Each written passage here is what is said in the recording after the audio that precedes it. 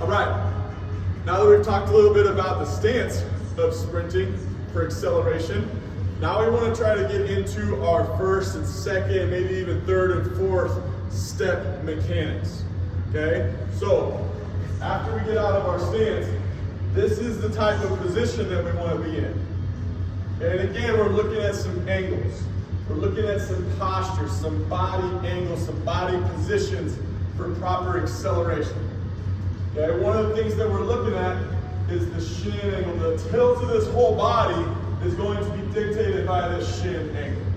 Okay, so for this angle right here, we're looking at roughly about 40 degrees. Okay, and that depends on your athlete's experience, their strength to body weight ratio. More athletic, more lean, more strong athletes are going to be able to get more lean in their acceleration, so they might be more like 35 degrees. That's a really talented, really strong athlete.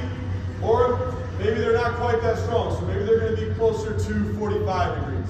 Okay, so roughly around that 40 plus or minus 5 degrees. This back leg, we're trying to get almost full extension of this back leg.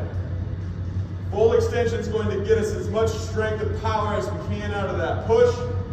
But realistically, you also got to bring this leg right back up into your next stance.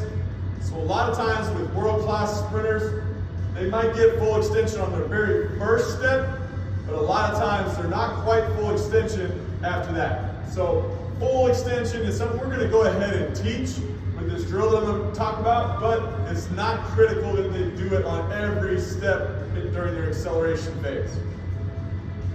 After that, then we start looking at this top leg. So again, roughly maybe 175 degrees or so not quite full extension. This top knee, we're trying to get this knee up really high, roughly 45 degrees in relation to our torso. Okay, and then bending this knee just enough to get these angles parallel with these angles right here. So we're getting that thigh and that shin parallel to each other at the top of our knee drive. Okay, obviously we want to try and match this torso angle with our back leg, but again, you might not get 180 degrees, you might not get full extension, but we're trying to get as much as we can. So maybe this is more like 185 right here.